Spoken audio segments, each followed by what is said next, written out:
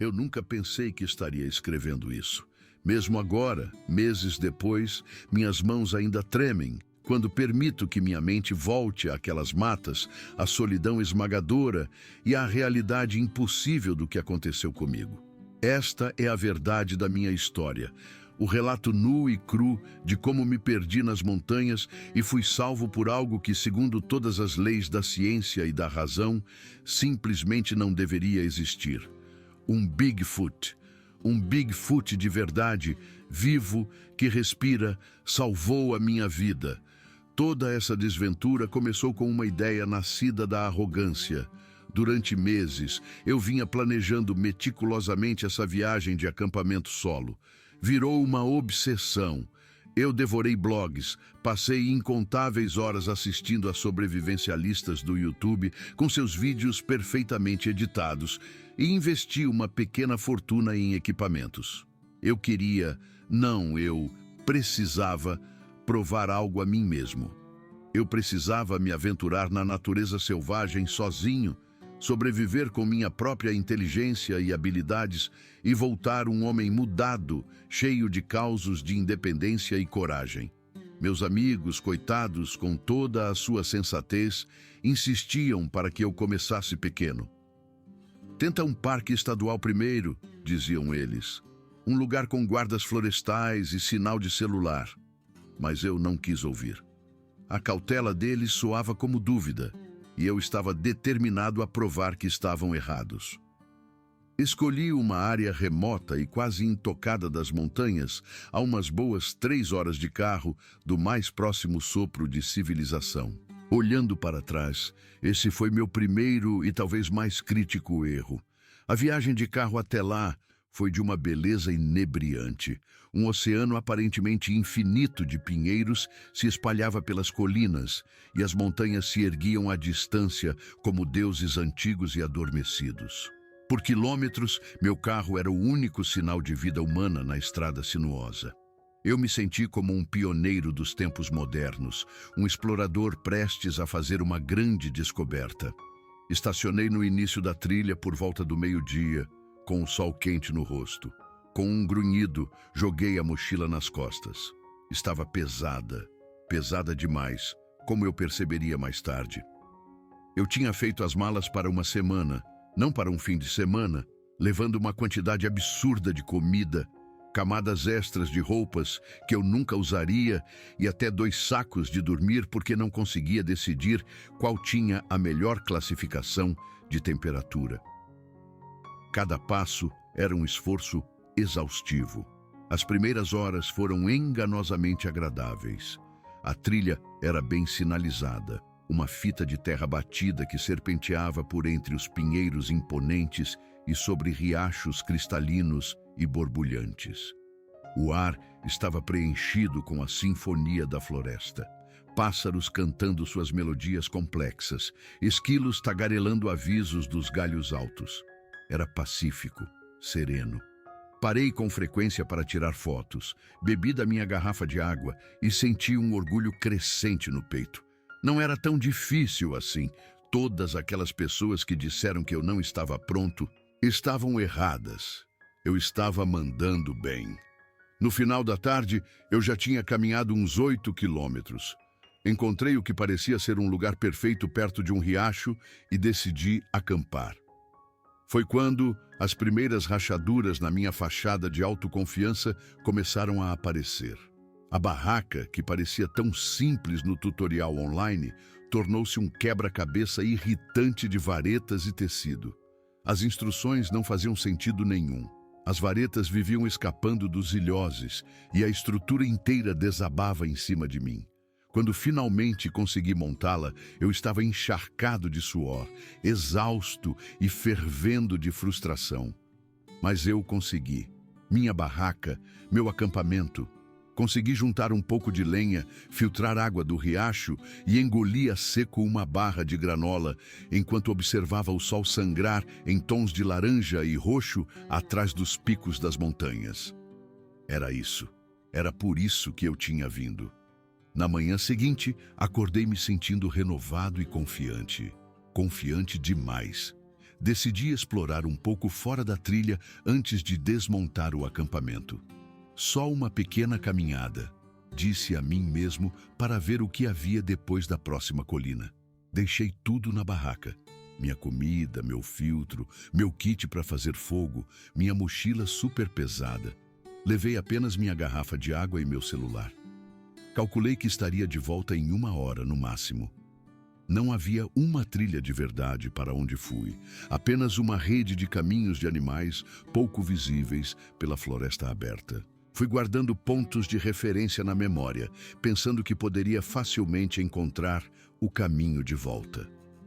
Aquela rocha grande coberta de musgo, aquele tronco caído que parece um crocodilo, aquele grupo de bétulas. Mas quanto mais eu andava, mais a floresta começava a se repetir. Cada árvore parecia a anterior, cada rocha uma gêmea da que eu acabara de passar. Aquela mesmice era desorientadora. Peguei meu celular para checar o GPS, um nó de apreensão se formando no meu estômago. Sem sinal, nenhuma barrinha. Eu disse a mim mesmo para não entrar em pânico. O sol ainda estava a leste, eu poderia me guiar por ele. Era só voltar pelo caminho que vim, exceto que eu não conseguia me lembrar que caminho era esse. Eu estava indo para o norte ou para o oeste? Minha barraca ficava subindo ou descendo a colina a partir daqui. As perguntas giravam na minha cabeça, cada uma corroendo minha confiança. Tentei refazer meus passos, mas todas as direções pareciam estranhas. Andei pelo que pareceram horas, minha caminhada inicial e tranquila se transformando em uma marcha frenética e sem rumo. Minha garrafa de água estava quase vazia. O sol subia cada vez mais alto, castigando através da copa das árvores, e o ar ficou denso e quente. Eu estava suando através da minha camisa, minhas pernas doíam, e então a ficha caiu com a força de um soco. Eu estava completa e totalmente perdido. Tentei manter a calma, lembrar das dicas de sobrevivência que li tão casualmente online. Se estiver perdido, fique em um lugar só. Conserve energia, não entre em pânico. Mas eu não podia simplesmente ficar sentado ali. Minha barraca continha todos os meus suprimentos. Minha comida, meu filtro de água, meu saco de dormir. Minha sobrevivência dependia de encontrá-la. Então continuei andando, minha esperança diminuindo a cada passo, rezando para tropeçar em algo familiar. O riacho, a trilha, qualquer coisa. Foi quando o terreno se tornou traiçoeiro. Eu havia entrado em uma parte da floresta onde o chão era uma mistura perigosa de pedras soltas e encostas íngremes e impiedosas. Penhascos caíam no vazio e saliências estreitas mal eram largas o suficiente para minhas botas. Eu deveria ter voltado, mas um pensamento desesperado tomou conta. Se eu conseguisse chegar a um terreno mais alto, poderia me orientar. Comecei a escalar, usando raízes de árvores expostas e rochas pontiagudas como apoios. Eu estava na metade de uma encosta íngreme e esfarelando quando meu pé escorregou. Foi apenas uma pedra solta, nada dramático, mas foi o suficiente. Caí com força, rolando por talvez uns 3 ou 4 metros antes de meu corpo bater contra uma grande rocha. A dor foi instantânea e avassaladora. Uma agonia branca e ofuscante subiu do meu tornozelo até meu quadril. Tentei me levantar, ficar de pé e imediatamente desabei de volta no chão com um grito. Meu tornozelo não aguentava o menor peso. Quando olhei para baixo, pude ver que já estava inchando até o tamanho de uma toranja, a pele assumindo um tom doentio de roxo e azul. Foi aí que o pânico real, frio e absoluto se instalou. Eu estava perdido, gravemente ferido e totalmente sozinho. Já era meio da tarde. O sol se poria em algumas horas. Eu não tinha barraca, nem saco de dormir, nem comida, apenas as roupas do corpo e uma garrafa de água agora vazia. Tentei gritar por ajuda, minha voz falhando de medo, mas o som foi engolido pela floresta imensa e indiferente. Ninguém viria. Ninguém sequer sabia que eu estava aqui. Consegui me arrastar para o abrigo parcial de uma rocha saliente. minha perna gritando em protesto a cada movimento agonizante. Fiquei ali, tentando pensar, tentando não imaginar o frio da noite que se aproximava ou os animais que logo estariam à caça. Lobos, ursos, leões da montanha. Eu estava exposto, indefeso e um alvo perfeito. Meu celular era inútil, ainda sem sinal, e o ícone da bateria piscava em vermelho. Desliguei-o para economizar a pouca energia que restava. A dor na minha perna era uma batida constante e latejante. Tentei tirar minha bota, mas meu tornozelo estava inchado demais. Eu precisava de gelo, elevação, um médico. Tudo o que eu tinha era terra, pedras e um desespero esmagador. Fiquei sentado ali por talvez 1 hora, talvez 2, enquanto as sombras se alongavam e o ar começava a esfriar. Eu já estava tremendo. Ao anoitecer, estaria congelando. Pensei na minha família, nos meus amigos, em todos que me disseram que isso era uma má ideia. Eles estavam certos. Eu fui um tolo. Eu não estava pronto para isso. Eu nunca deveria ter vindo. Foi quando eu ouvi um som na floresta a uns 50 metros de distância. O crec, crec, crec, pesado de passos quebrando a vegetação rasteira. Meu coração martelava contra minhas costelas. Um urso. Tinha que ser um urso. Fiquei paralisado, tentando me fazer o menor e mais imóvel possível. Os passos se aproximaram, firmes, deliberados, sem pressa. Eu podia ouvir galhos quebrando e folhas farfalhando, cada vez mais perto. E então eu ouvi através de uma clareira entre as árvores. A princípio, meu cérebro se recusou a processar a imagem. Era alto, impossivelmente alto, e andava sobre 2 pernas. Tinha que ser uma pessoa, outro trilheiro. Mas quando ele entrou em uma pequena clareira, percebi com uma onda de terror primitivo que não era humano. Era gigantesco, facilmente com 2,5 metros de altura, coberto da cabeça aos pés por um pelo grosso e marrom avermelhado escuro. Seus ombros eram impossivelmente largos, seus braços poderosos pendiam quase até os joelhos, e estava andando diretamente na minha direção. Todos os meus instintos gritavam para eu correr, mas eu não conseguia. Minha perna era inútil. Tudo o que eu podia fazer era tentar me arrastar para trás, arrastando meu corpo quebrado para longe daquela aparição monstruosa. A dor não importava mais. O terror havia me consumido por completo. A criatura parou a uns 6 metros de distância, apenas parada ali, me observando. Seu rosto não se parecia com nada que eu já tivesse visto ou imaginado. Nem totalmente humano, nem totalmente macaco, mas algo antigo e intermediário. Tinha olhos escuros e inteligentes sob uma sobrancelha proeminente, um nariz achatado e uma boca larga. Ele inclinou a cabeça, me estudando com uma curiosidade desconcertante, do jeito que uma pessoa poderia estudar um pássaro ferido. Abri a boca para gritar, mas nenhum som saiu. Minha garganta era um nó apertado de medo. Ele deu mais um passo. Eu me arrastei para trás novamente, minhas costas batendo na superfície dura de uma rocha. Eu estava encurralado, completamente à mercê daquela coisa. Ele se agachou, aproximando seu rosto do meu nível, e eu pude sentir seu cheiro. Um odor mofado e terroso, como terra úmida e pelo molhado. Não era desagradável, apenas selvagem, animal. Ele estendeu uma de suas mãos enormes em direção à minha perna ferida. Eu recuei, certo de que ele iria esmagar meu tornozelo já estilhaçado. Mas seu movimento foi lento, deliberado, cuidadoso. Quando seus dedos longos tocaram gentilmente meu tornozelo inchado, eu não consegui evitar. Gritei, um som cru e agudo de pura agonia. A dor foi como um choque elétrico subindo por toda a minha perna. A criatura puxou a mão de volta, assustada com a minha reação. Emitiu um som, um ronco baixo que vibrou fundo em seu peito, algo entre um grunhido e um gemido. Parecia preocupado, como se não quisesse me causar dor. O que aconteceu a seguir ainda é difícil para minha mente aceitar completamente. A criatura se levantou, olhou ao redor como se estivesse pensando profundamente, então se curvou e, com uma facilidade chocante, me pegou em seus braços como se eu não pesasse nada. Eu estava atordoado demais para resistir. Seus braços eram como faixas de aço, me segurando firmemente contra seu peito largo e peludo. Eu podia sentir o calor de seu corpo através do pelo grosso.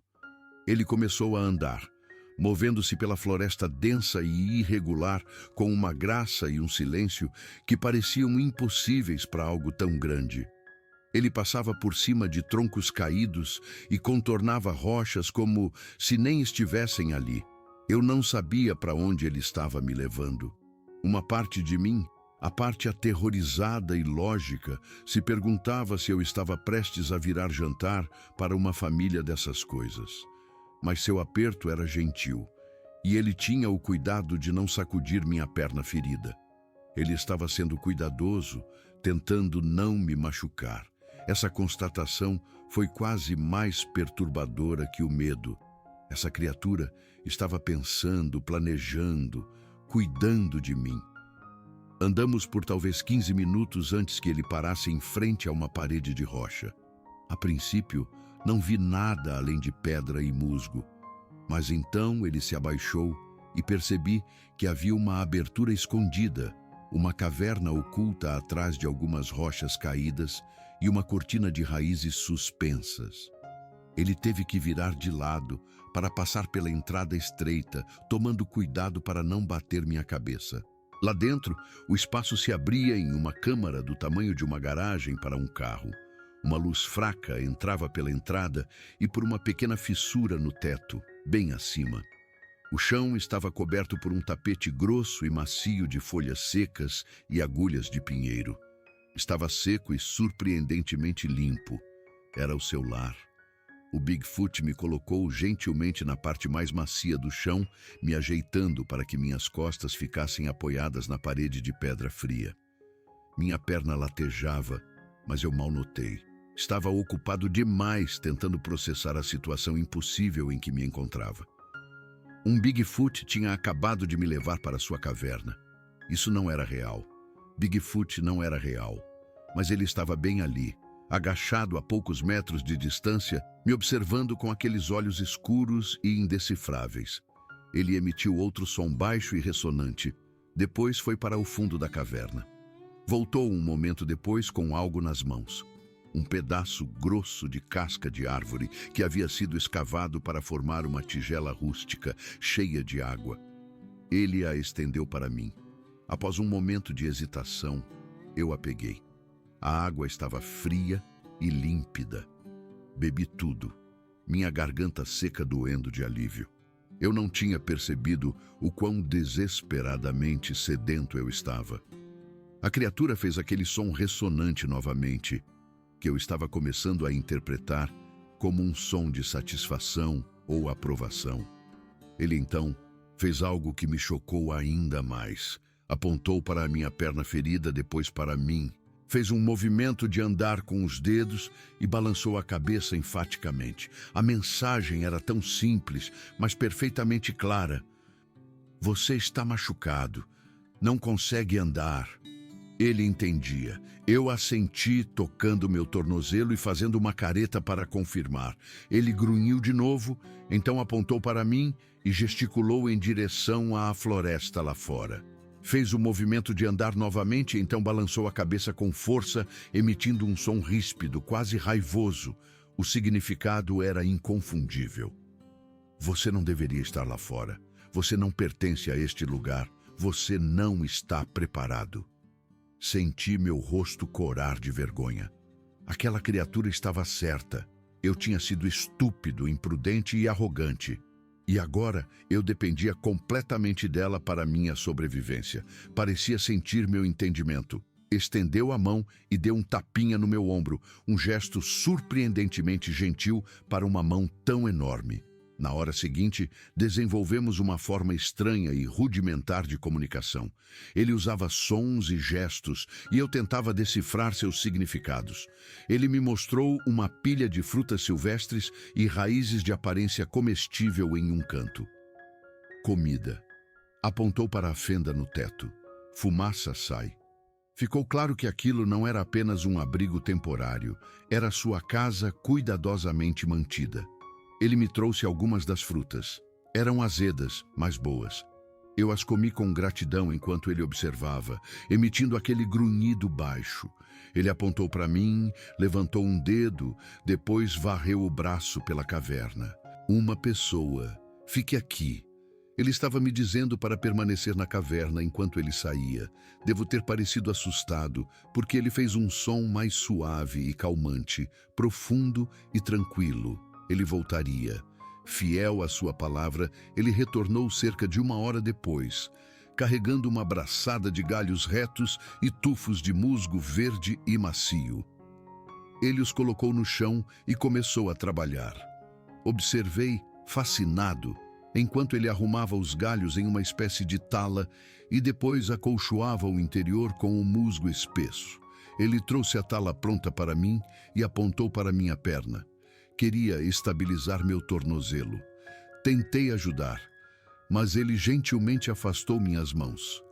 Trabalhou com uma destreza surpreendente para seus dedos grandes, removendo cuidadosamente minha bota e posicionando a tala em volta do meu tornozelo inchado.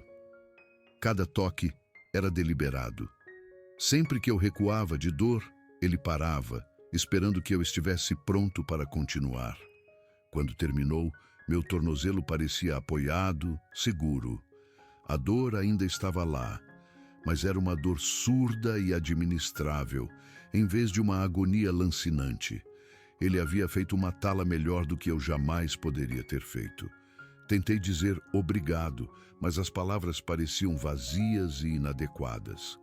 Em vez disso, estendi a mão e toquei seu antebraço poderoso, tentando transmitir minha gratidão. Ele olhou para minha mão por um longo momento. Depois fez aquele som ressonante novamente, um som de reconhecimento.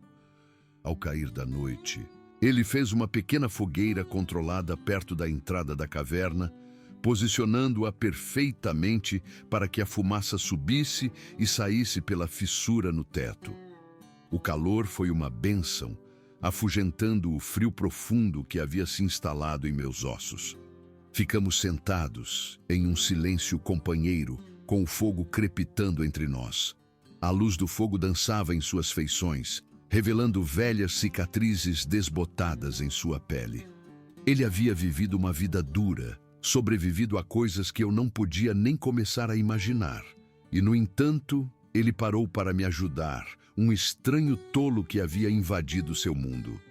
Mais tarde naquela noite, o Bigfoot de repente ficou tenso, sua cabeça se erguendo. Ele estava ouvindo algo que eu não conseguia ouvir. Ele gentilmente me empurrou para o fundo da caverna, um claro gesto de proteção. Então eu ouvi um rosnado baixo vindo da escuridão lá fora. O Bigfoot se moveu para a boca da caverna, erguendo-se em toda a sua altura, e soltou um som que abalou a própria rocha ao meu redor. Não foi um rugido de agressão, mas um aviso profundo e ressonante, uma declaração de presença e poder. Um momento depois, eu os vi. Um par de olhos amarelos, brilhando na escuridão. Um leão da montanha. Ele estava me caçando. O Bigfoot permaneceu firme, um guardião imóvel na porta de sua casa. Após um impasse tenso, os olhos amarelos piscaram e desapareceram de volta na noite. Meu protetor voltou para o fogo, dando um tapinha no meu ombro como se dissesse, você está seguro. Ele me manteve vivo por 2 dias. Trazia-me água fresca e comida, mais frutas, raízes e até o que pareciam ser peixes que ele havia pescado em um riacho próximo. Ele nunca disse uma palavra que eu pudesse entender, mas nos comunicamos constantemente. Ele me ensinou coisas. Mostrou-me quais plantas eram seguras para comer e quais eram venenosas, esmagando as folhas para que eu pudesse aprender seu cheiro. Demonstrou como ler o musgo nas árvores para encontrar o norte. Mostrou-me pegadas na lama do lado de fora da caverna, gesticulando para indicar quais animais eram perigosos. Foi uma aula de mestre em sobrevivência, ministrada pelo maior sobrevivente de todos. Na manhã do terceiro dia, ele fez algo incrível.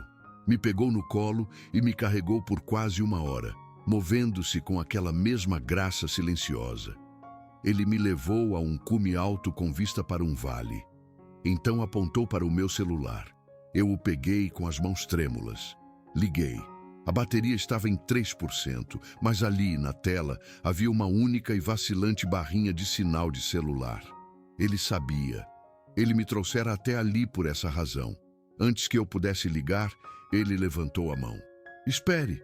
Olhou para mim com aqueles olhos profundos e inteligentes. Apontou para mim, depois para o próprio peito, e então varreu o braço em direção à vasta natureza selvagem abaixo de nós. A mensagem era clara.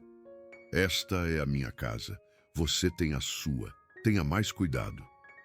Eu assenti, lágrimas brotando em meus olhos. Ele estendeu a mão e gentilmente deu um tapinha no meu ombro uma última vez. Então, enquanto eu fazia a ligação para os serviços de emergência, ele se virou e caminhou de volta para a floresta, desaparecendo entre as árvores tão silenciosamente quanto havia aparecido. Ele se foi. Quando o helicóptero de resgate chegou, os paramédicos ficaram impressionados por eu ter sobrevivido. Perguntaram como eu tinha conseguido imobilizar meu tornozelo com tanta perícia, como eu tinha me mantido aquecido. Eu apenas disse que tive sorte e encontrei uma caverna. Nunca mencionei o Bigfoot. Como eu poderia? Quem acreditaria em mim? Eles pensariam que eu estava louco, delirando por causa da dor e da exposição. Já se passaram meses. Meu tornozelo sarou, mas eu mudei de maneiras que são mais difíceis de ver. Não sinto mais aquela necessidade arrogante de conquistar a natureza. Em vez disso, sinto um profundo respeito por ela, uma humildade que eu nunca conheci antes. Eu sei que o mundo é maior, mais estranho e mais misterioso do que pensamos. Eu sei que no fundo daquelas montanhas existe uma criatura gentil e inteligente vivendo sua vida em paz. Ela não me pediu nada, mas me deu tudo. Me deu a minha vida. Não espero que você acredite em mim. Eu mesmo mal acredito às vezes. Mas eu sei o que aconteceu. Um Bigfoot me salvou. E eu carregarei o peso e a maravilha desse segredo pelo resto dos meus dias.